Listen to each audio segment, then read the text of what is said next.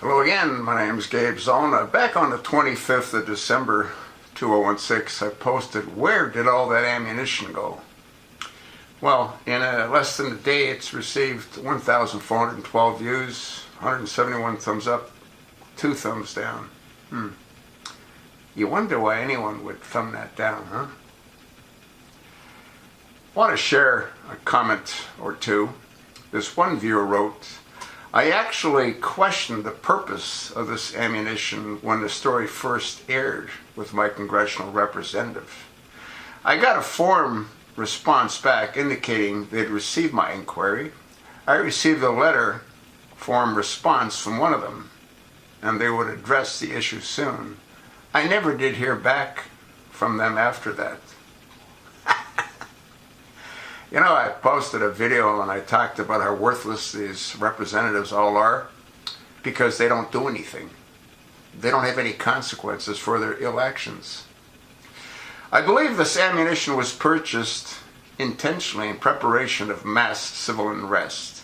Hillary Clinton was supposed to get into office, and then in accordance with the UN Small Arms Treaty, which removes the ownership of firearms as a civil right, impose heavy retroactive background checks on those who own firearms and those seeking to bear arms. If those owners or those aspiring owners fit into any of the new, quote, domestic terrorists, end quote, list categories, they would lose their weapons or be forbidden from obtaining them. Those supporting the Second Amendment eventually would have rebelled, and as a result, martial law would have been declared. That ammunition would have been fired from U.S.-made firearms justified by a UN treaty into the flesh of U.S. citizens defending their constitutional rights. Well, don't you think that ammunition needs to be distributed among the taxpayers? If they haven't used it to further the advance of ISIS throughout the Middle East, and if it's still in our warehouses, why don't distribute it to those that bear arms?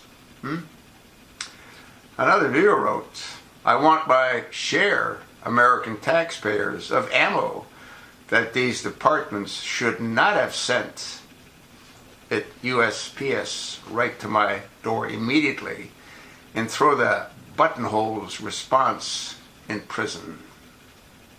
With Hillary and Obama, don't be sending me 9mm. I want 357s, a-hole." 9mm aren't bad, actually. They're very effective.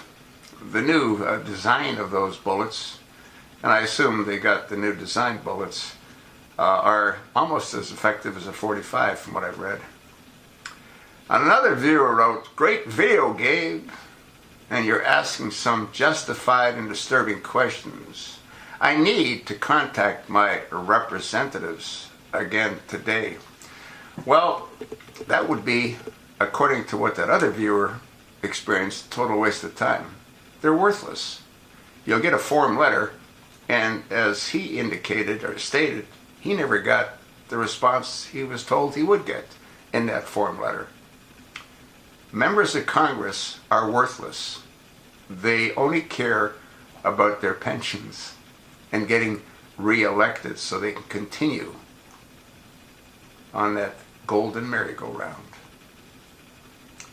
Like I've asked in previous videos, why do these senators and congressmen travel the world? Shouldn't their focus be on their citizens that elected them? To deal with those issues of their constituents? What benefit does the citizen in Arizona have when Johnny McCain's a world traveler? Or when Jeffrey the Flake Flake from Snowflake, who's a total flake, is a world traveler? What benefit does anyone derive when Chucky Schumer is a globetrotter? Or Nancy Pelosi? They're all worthless. Let me ask you this other question.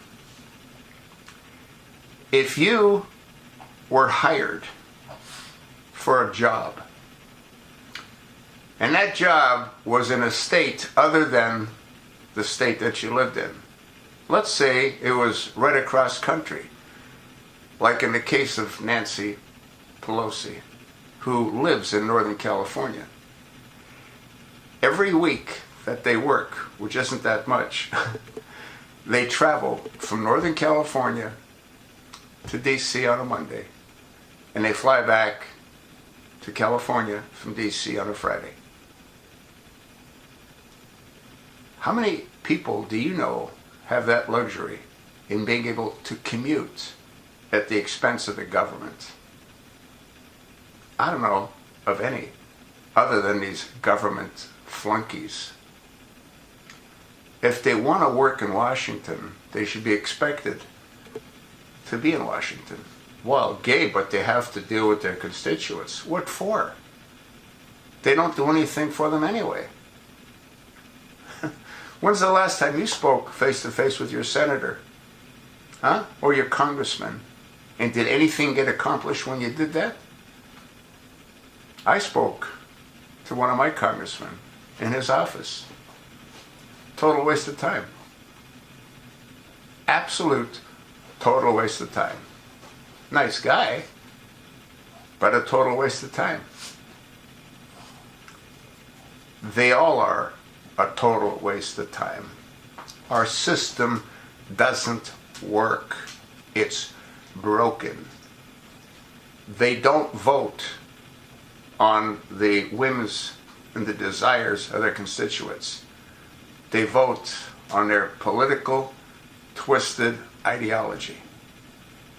And they allow people like Senator John McCain, Senator Lindsey Graham, they're rhinos, to pretend to be Republicans. Absolutely, completely, and totally insane. You sort of know what I think. Tell me where I'm wrong. You can't, can you?